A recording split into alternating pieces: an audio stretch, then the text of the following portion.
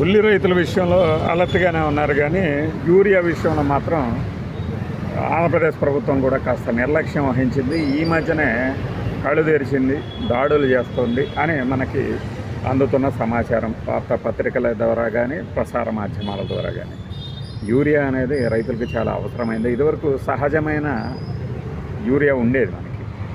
ఇప్పుడేమిటి, మనం అలా తయారు చేసుకోలేం కాబట్టి, అలా తయారు చేసుకోలేని స్థితికి రైతాంగాన్ని నెట్టేసాం కాబట్టి మనం యూరియా బస్తాల కోసం కేంద్రమో రాష్ట్రమో అందించే ఆ సబ్సిడీ బస్తాల కోసం ఆధారపడాల్సి వస్తుంది. మరి ప్రైవేటు వ్యాపారాల దగ్గర కొనుక్కోవచ్చు కదా అంటారు, అక్కడ కొనుక్కోవచ్చు. కానీ బస్తా 270 లేదంటే 250 ఉండే ఈ యూరియా 400కి అంటగడుతున్నారు. ఇది వాస్తవం. అది కూడా ఎలా, మనకి సంబంధించిన వాళ్ళు అవసరం కోసమే తీసుకుంటున్నాము, మళ్ళీ మా మీద ఎక్కువ రేటుకి అమ్మారు అని కంప్లైంట్ చేయకూడదు అని నమ్మకం ఉన్న వాళ్ళకే ఇలా అమ్ముతున్నారట.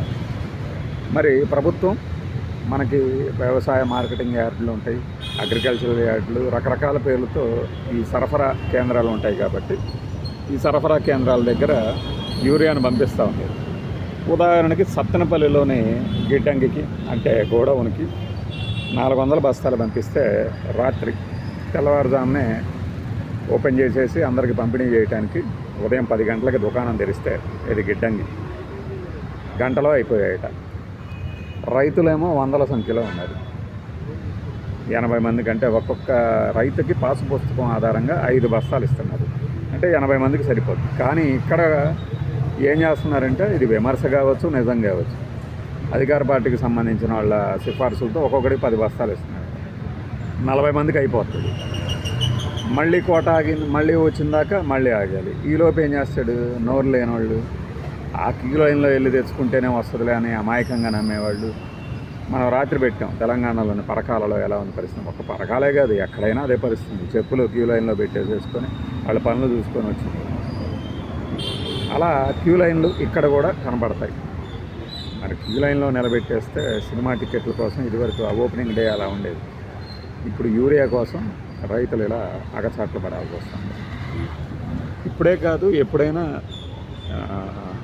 ప్రభుత్వం ద్వారా ఇలాంటి సబ్సిడీ మీద కానీ ఇంకోటి కానీ ఎరువుల బస్తాలు లేదంటే పత్తి కొనుగోలు ఏదైనా టోకెన్లు ఇచ్చేటప్పుడు కానీ ఇలానే క్యూలో ఉంటాయి ఏ ప్రభుత్వం. కాకపోతే ఇప్పుడు ఏంటంటే సరుకు ఉంది, గోడౌన్లో ఉంచేసుకొని లేదు అని చెప్పి కావాల్సిన వాళ్ళకి బ్లాక్లో తరలిస్తున్నారు అనేది రుజువైంది. ఎందుకంటే నిన్న చంద్రబాబు నాయుడు గారు విజిలెన్స్ అధికారులతో మాట్లాడినప్పుడు వాళ్ళు ఎన్ని కేసులు పెట్టారు, 67 కేసులు, 100 కేసులు, అట్లా 1500 టన్నులు, కొన్ని టన్నులు వేల సంఖ్యలో ఉన్నాయి. ఆ టన్నులు అంటే 1500, 1200 టన్నుల ఈ మెట్రిక్ టన్నుల యూరియాని మేము సీజ్ చేసాము. అధికారులను పంపించిన తర్వాత చెకింగ్కి ఈ గోడౌన్ల దగ్గర ఎంత ఉన్నాయి, ఈ వ్యాపారుల మీద కేసులు కూడా పెట్టామని చెప్పారు. అంటే దాని అర్థం ఏంటి, బ్లాక్ మార్కెటింగ్ జరుగుతుంది. ఒకప్పుడు లేదా ఉందా అనేది పక్కన పెట్టండి, ప్రస్తుతం గురించి మాట్లాడాలి కదా.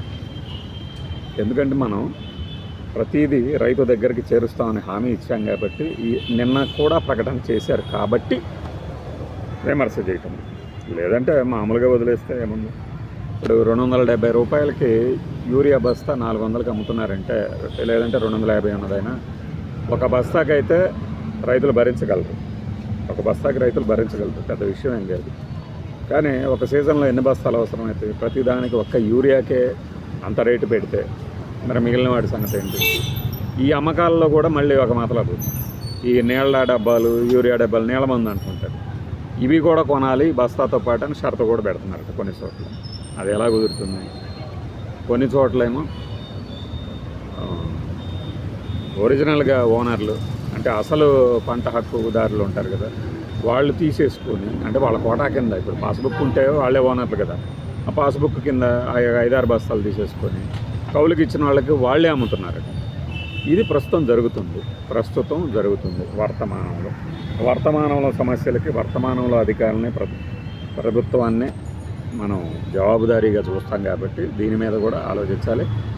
ఎందుకు అంటే వైఎస్ఆర్సీపీ ఇప్పటికే ప్రకటించింది రైతాంగానికి మద్దతుగా ఉంటాం, ప్రతి మండలంలో మా పార్టీ యూరియా కోసం పోరాటాలు చేస్తుంది రైతాంగంతో కలిపి అని. సో ఇక్కడ ఏమర్థమవుతుంది, మనం ఒక జిల్లాకు పరిమితమైనటువంటి సమస్యని మనము మద్దతు ధర లేదంటే ప్రభుత్వం మార్కెట్ కొనడం ద్వారా ఉల్లి రైతుల సమస్యని తాత్కాలికంగా పరిష్కరిస్తుంది. మరి ఈ యూరియా అనేది రాష్ట్ర వ్యాప్తంగా ఉన్న సమస్య. 30,000 టన్నుల యూరియాని ఒక 4 రోజుల క్రితం ఆంధ్రప్రదేశ్ ప్రభుత్వానికి కేంద్ర ప్రభుత్వం పంపించింది అని ఒక వార్త చూసాం. మరి ఈ కోణంలో ఇప్పుడు యూరియా ఉన్నదా లేదా అంటే ఉన్నది అని కొంతమంది చెప్తున్నారు, కొరత లేదు అని. మరి కొరత లేకపోతే ఫలానా మండల కేంద్రంలో ఈ మండలానికి ఇంతమంది రైతులు ఉన్నారు, ఇంతమంది అర్జీలు పెట్టుకుంటారు, వీళ్ళకి అవసరం అవుతుంది అనే ఒక లెక్కల్లో తేడా ఏమైనా ఉంది. ఈ కోణంలో రాబోయే రోజుల్లో పెద్ద ఎత్తున ఉద్యమాలు అనేది జరగవచ్చు. ఆ ఉద్యమాల్లో జగన్మోహన్ రెడ్డి తప్పనిసరిగా పాల్గొనవచ్చు. వాస్తవానికి కర్నూలు అవుతుందేమో నెక్స్ట్ పర్యటన అనుకుంటే, ఈరోజు కడపలో రాజశేఖర రెడ్డి గారి వర్ధంతి తర్వాత యూరియా మీద ముందుకు సాగే ప్రయత్నం ఏదో చేస్తారనే రూఢిగా తెలుస్తుంది. మరి రైతాంగం సమస్యలు ఇంతవరకు రైతు భరోసా కేంద్రాలు ఆర్బీకే ద్వారా మేము పరిష్కరించేవాళ్ళం అని వైఎస్ఆర్సీపీ చెప్తుంది. అది నిజమా లేదా అనేది రైతాంగానికి తెలుసు, విమర్శలు చేసేవాళ్ళకి కాదు. ఇప్పుడు వ్యవసాయ శాఖ మంత్రి గారు కానీ ఈ వ్యవసాయ అనుబంధ మార్కెటింగ్ శాఖ రెండు ఒక్కళ్ళ దగ్గరే కనుకుంటే కేంద్ర ప్రభుత్వంతో మాట్లాడి, ఎందుకంటే కేంద్ర ప్రభుత్వం దగ్గర మనకి చాలా గిరాకీ, అదే పలుకుబడి ఉందని చెప్పుకుంటుంటాం కదా. పలుకుబడి ఉంది అన్నప్పుడు మరి ఆ పలుకుబడికి తగినట్లుగా మన రైతాంగం సమస్యలకి అనుగుణంగా ఇప్పుడు తెలంగాణలో అయితే పెద్ద రాజకీయమే నడుస్తుంది. యూరియా రైతుల్ని రోడ్డు మీదకు తీసుకొచ్చి చెప్పుల పాలు చేసినటువంటి ఘనత మీదే అని కేటీఆర్ గారు రేవంత్ రెడ్డి గారి మీద సర్కాస్టిక్గా ఒక ట్వీట్ పెట్టారు. అంటే ఒక రైతు ఆ చెప్పుల క్యూ ఉంది కదా, దాని మీద తలకాయ పెట్టి నిద్రపోతుంది. దాన్ని చూసి ఆయన అలా పెట్టాడు. అంతకుముందు లేవా అంటే ఉండొచ్చు, ఉండకపోవచ్చు, కానీ ఇప్పుడు ఈయన హైలైట్ చేశాడు కాబట్టి, ప్రస్తుతం ఇలా చేశాడు కాబట్టి మీరే జవాబుదారీ దీనికి అన్నట్టు ఆయన నిలదీశాడు. సో అలాంటి సంఘటనలు ఆంధ్రప్రదేశ్లో జరుగుతాయా అంటే జరగాలనే కోరుకోం, కానీ ఆ స్థాయికి పరిస్థితులు దిగజారకుండా బాధ్యతలు వీళ్ళే తీసుకోవాలి, ఆ చర్యలు యంత్రాంగం. ఎందుకంటే మన మీద ఆధారపడిన ప్రభుత్వం ఉంది అని కొంతమంది డబ్బాలు కొట్టుకుంటుంటారు.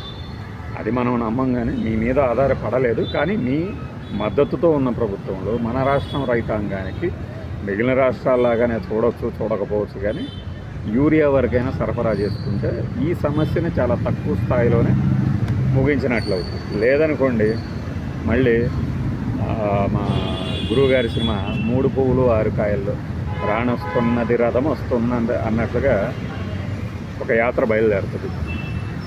నిన్న సవాల్ చేశారు కదా, ఇది అసెంబ్లీలో దాని మీద చర్చిస్తారా, దీని మీద చర్చిస్తారా, గులకరాయ కోడికత్తె అని. అవి కాదు, వీటి మీద చర్చేసండి. వస్తాడు, లేకపోతే అక్కడికి వచ్చేస్తారు ఖచ్చితంగా. బాయ్.